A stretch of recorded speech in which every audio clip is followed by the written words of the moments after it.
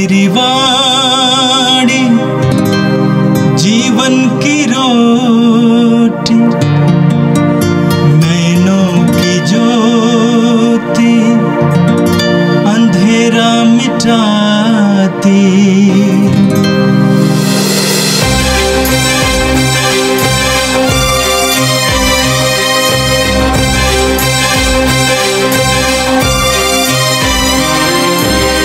प्रभु तेरी वाणी जीवन की रोटी, नैनों की ज्योति अंधेरा मिटाती। प्रभु तेरी वाणी जीवन की रोटी, नैनों की ज्योति अंधेरा मिटाती। वाणी वाणी वाणी वाणी वाणी पवित्र है, शाश्वत है, जीवन का मन्ना है। 21 फरवरी सोमवार। पहला पाठ संत याकूब का पत्र, अध्याय 3, पद संख्या 13 से 18 तक। जो आप लोगों में ज्ञानी और समझदार होने का दावा करता है, वह अपने सदाचरण द्वारा, अपने नम्र तथा बुद्धिमान व्यवहार द्वारा इस बात का प्रमाण दें। यदि आपका हृदय कटु, ईर्ष्या और स्वार्थ से भरा हुआ है, तो डींग मारकर झूठा दावा मत करें। इस प्रकार की बुद्धि ऊपर से नहीं आती, बल्कि वह पार्थिव, पाशविक और शैतानी है। जहाँ ईर्ष्या और स्वार्थ है, वहाँ अशांति और हर तरह की बुराई भी पाई जाती है। किंतु ऊपर से आई हुई प्रज्ञा सबसे पहले निर्दोष है, और वह शांति प्रिय, सहनशील, विनम्र, करुणामय, परोपकारी, पक्षपातहीन और निष्कपट भी है। धार्मिकता शांति के क्षेत्र में बोई जाती है, और शांति स्थापित करने वाले उसका फल प्राप्त करते हैं। यह प्रभु की वाणी है। संत मार्कुस के अनुसार पवित्र सुसमाचार, अध्याय 9 वाक्य 14 से 29 तक। जब यीशु पहाड़ से उतरकर शिष्यों के पास लौटे, तो उन्होंने देखा कि बहुत से लोग उनके चारों ओर इकट्ठे हो गए हैं और कुछ शास्त्री उनसे विवाद कर रहे हैं। यीशु को देखते ही लोग अचंभे में पड़ गए और दौड़ते हुए आकर उन्हें प्रणाम करने लगे। यीशु ने उनसे पूछा, तुम लोग इनके साथ क्या विवाद कर रहे हो? भीड़ में से एक ने उत्तर दिया, गुरुवर, मैं अपने बेटे को, जो एक गूंगे अबदूत के वश में है, आपके पास ले आया हूं। वो जहां कहीं उसे लगता है, उसे वहीं पटक देता है, और लड़का फेन उगलता है, दांत पीसता है और उसके अंग अकड़ जाते हैं। मैंने आपके शिष्यों से उसे निकालने का निवेदन किया, परंतु वे ऐसा नहीं कर सके। यीशु ने उत्तर दिया, रे अविश्वासी पीढ़ी, मैं कब तक तुम्हारे साथ रहूं? कब तक तुम्हें सहता रहूं? उस लड़के को मेरे पास ले आओ। वे उसे यीशु के पास ले आए। यीशु को देखते ही अबदूत ने लड़के को मरोड़ दिया। लड़का गिर गया और फेन उगलता हुआ भूमि पर लौटने लगा। यीशु ने उसके पिता से पूछा, इसे कब से ऐसा हो जाया करता है? उसने उत्तर दिया, बचपन से ही। अबदूत ने इसका विनाश करने के लिए इसे बार बार आग अथवा पानी में डाल दिया है। यदि आप कुछ कर सकें तो हम पर तरस खाकर हमारी सहायता कीजिए। यीशु ने उससे कहा, यदि आप कुछ कर सकें, विश्वास करने वाले के लिए सब कुछ संभव है। इस पर लड़के के पिता ने पुकार कर कहा, मैं विश्वास करता हूं, मेरे अल्प विश्वास की कमी पूरी कीजिए। यीशु ने देखा कि भीड़ बढ़ती जा रही है, इसलिए उन्होंने अशुद्ध आत्मा को यह कहकर डांटा, बहरे गूंगे आत्मा, मैं तुझे आदेश देता हूं, इससे निकल जा और इसमें फिर कभी नहीं घुसना। अब दूत चिल्लाकर और लड़के को मरोड़कर उससे निकल गया। लड़का मुर्दा सा पड़ा रहा और बहुत से लोग कहने लगे, ये मर गया है। परंतु यीशु ने उसका हाथ पकड़कर उसे उठाया और वो खड़ा हो गया। जब यीशु घर पहुंचे तो उनके शिष्यों ने एकांत में उनसे पूछा, हम लोग उसे क्यों नहीं निकाल सके? उन्होंने उत्तर दिया, प्रार्थना और उपवास के सिवा और किसी उपाय से वह जाति नहीं निकाली जा सकती। यह प्रभु का दिव्य सुसमाचार है। ख्रिस्त प्रभु की जय। मेरे प्रिय भाई और बहनों, आज का पहला पाठ संत याकूब के पत्र से लिया गया था, अध्याय 3 से। आज के पाठ में संत याकूब हमें सच्चे और झूठे ज्ञान का विभेद समझाते हैं।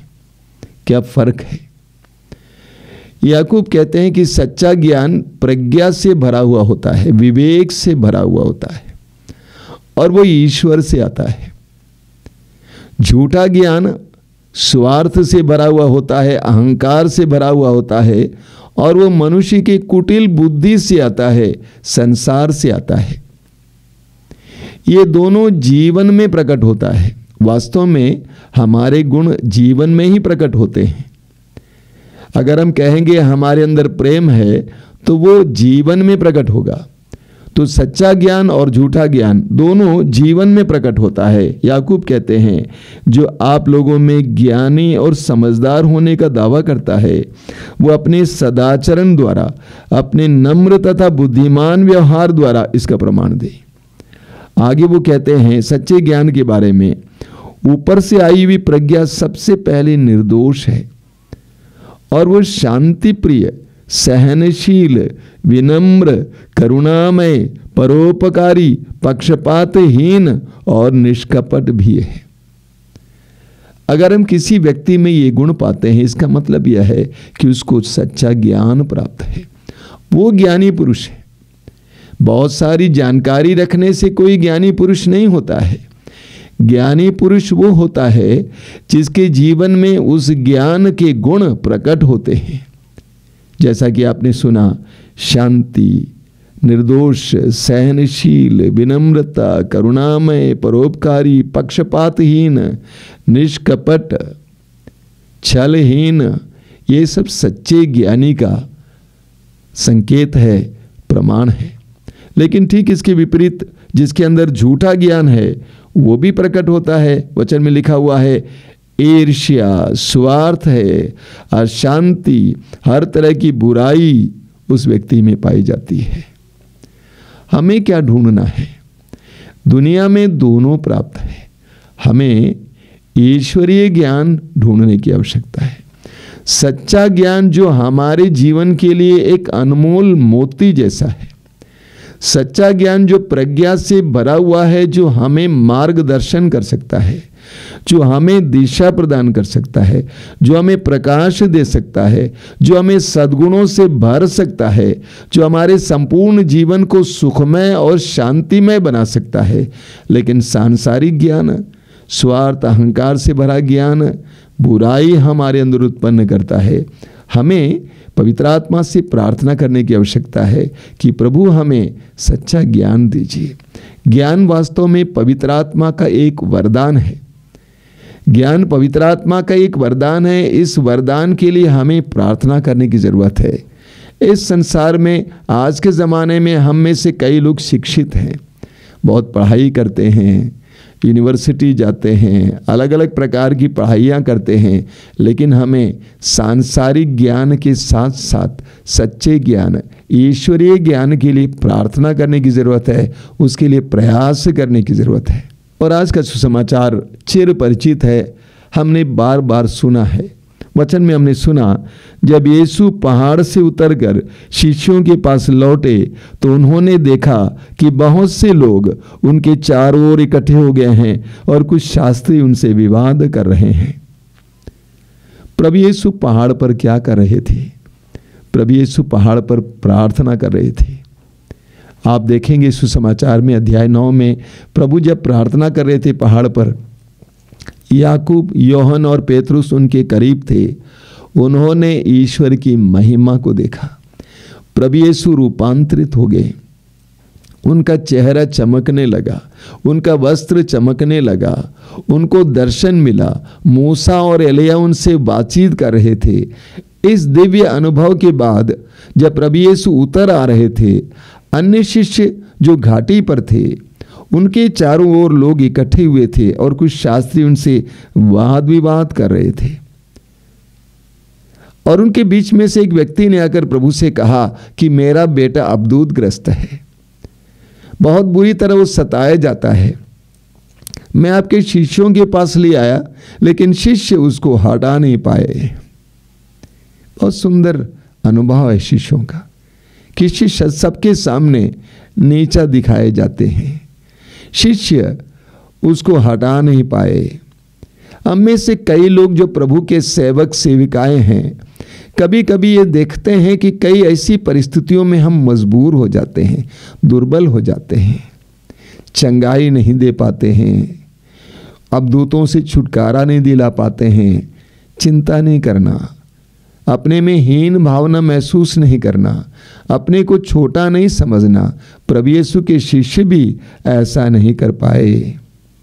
उस व्यक्ति ने प्रभु के पास आकर कहा कि आप कुछ कर सकें तो मेरे बेटे के लिए करें, आप कुछ कर सकें।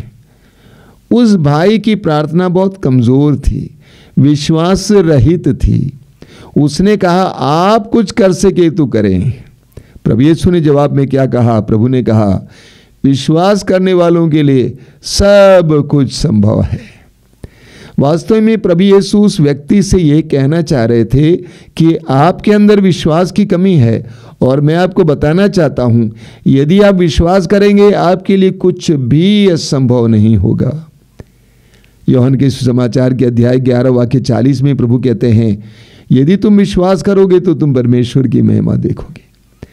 लूकास अध्याय 17 वाक्य 6 में प्रभु कहते हैं, यदि तुम्हारा विश्वास राई के दाने के बराबर भी होता और तुम इस शहतूत के पेड़ से कहते उखड़ कर समुद्र में लग जाओ तो तुम्हारी बात को मान लेता। जब प्रभु ने कहा विश्वास करने वालों के लिए सब कुछ संभव है, प्रभु क्या बताना चाहते हैं? प्रभु ये बताना चाहते हैं कि तुम्हारे विश्वास में कितनी बड़ी शक्ति है, विश्वास में कितनी बड़ी शक्ति है। इतना सुनते ही उस भाई ने प्रभु से कहा कि मेरे अल्प विश्वास की कमी को पूरा कीजिए। कहा कि मैं विश्वास करता हूं तभी तो बेटे को आपके पास ले आया हूं, लेकिन मेरे विश्वास में जो कमी है उसको पूरा कीजिए। मेरे प्रिय भाई और बहनों, हम सबको निरंतर प्रभु से ये प्रार्थना करने की आवश्यकता है कि मेरे विश्वास की कमी को प्रभु पूरा कीजिए।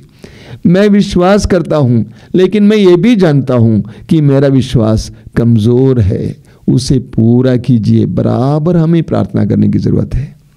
आगे सुसमाचार में हम पढ़ते हैं, प्रभु यीशु ने उस अबदूत को डांटा और निकाला। जब शिष्य और प्रभु घर पहुंच गए, एकांत में थे, भीड़ नहीं थी, कोई नहीं था, तो शिष्यों ने प्रभु से सवाल किया, प्रभु हम क्यों उस अबदूत को निकाल नहीं पाए? प्रभु ने क्या कहा? प्रभु ने कहा प्रार्थना और उपवास के सिवा और किसी उपाय से वो जाति नहीं निकाली जा सकती। प्रार्थना और उपवास के सिवा और किसी उपाय से वो जाति नहीं निकाली जा सकती। अबदूत को निकालने की शक्ति हमें प्रभु से मिलती है। सुसमाचार में पढ़ेंगे मार्कुस अध्याय 3 उसके वाक्य 13 और 14 में कि प्रभु जिनको चाहते थे अपने पास बुलाए। वाक्य 14 में लिखा हुआ है, ताकि वे उनके साथ रहें और अबदूतों को निकालने की शक्ति प्राप्त कर सुसमाचार सुनाने जाएं। अबदूतों को निकालने की शक्ति हमें प्रभु से मिलती है, प्रार्थना द्वारा मिलती है। आध्यात्मिक शक्ति प्राप्त करने के लिए तप और तपस्या आवश्यक है, प्रार्थना और उपवास। लूकास के सुसमाचार के अध्याय 4 में आप पढ़ेंगे कि प्रभु यीशु सुसमाचार की घोषणा शुरू करने से पहले 40 दिन और 40 रात उपवास और प्रार्थना में बिताते हैं। 40 दिन और 40 रात उपवास और प्रार्थना में बिताते हैं और शैतान को प्रलोभन को हराते हैं। उसी अध्याय में लूकास अध्याय 4 वाक्य 14 में हम पढ़ेंगे कि प्रभु यीशु शक्ति, सामर्थ्य, पवित्र आत्मा का सामर्थ्य और शक्ति प्राप्त कर गलीलिया पहुंच गए। शारीरिक तपस्या आध्यात्मिक लाभ के लिए आवश्यक है। प्रार्थना और उपवास के सिवा और किसी उपाय से यह जाति नहीं निकाली जा सकती है। हमारे परिवारों में, हमारे जीवन में, हमारे व्यक्तिगत जीवन में भी कई प्रकार के अवधूत और बुरी शक्तियां कार्य कर रही हैं। उनको निकालने के लिए हमें भी उपवास और प्रार्थना की आवश्यकता है। आइए हम प्रार्थना करें। प्रभु, धन्यवाद देते हैं आज के सुंदर दिन के लिए। तेरे एक एक वचन के लिए धन्यवाद देते हैं। प्रभु, तू अपने पवित्र वचनों के द्वारा हमें जीवन के रहस्य बताते हैं। हम पर दया कीजिए, हमें सच्चा ज्ञान दीजिए, हमारे जीवन में सच्चे ज्ञान के गुण प्रकट होने दीजिए। हम प्रार्थना करते हैं कि हमें ऊर्जा प्रदान कर, आध्यात्मिक शक्ति प्रदान कर, शैतान से लड़ने के लिए, दुष्ट आत्माओं से लड़ने के लिए हमें सामर्थ्य प्रदान कर। ए प्रभु यीशु, इन वचनों को सुनने वाले मेरे भाई बहनों को आशीर्वाद देना। आज का संपूर्ण दिन उनके लिए सुरक्षा का दिन हो। वे जहां कहीं भी जाएं, उनको अपना संरक्षण प्रदान कर। अपने वचन के सामर्थ्य के द्वारा उनको शक्ति से भर, हर काम में सफलता प्रदान कर। हमारी इस प्रार्थना को स्वीकार कर। आमीन। प्रभु तेरी वाणी जीवन की रोटी, नैनों की ज्योति अंधेरा मिटाती। वाणी वाणी वाणी वाणी वाणी पवित्र है, शाश्वत है जी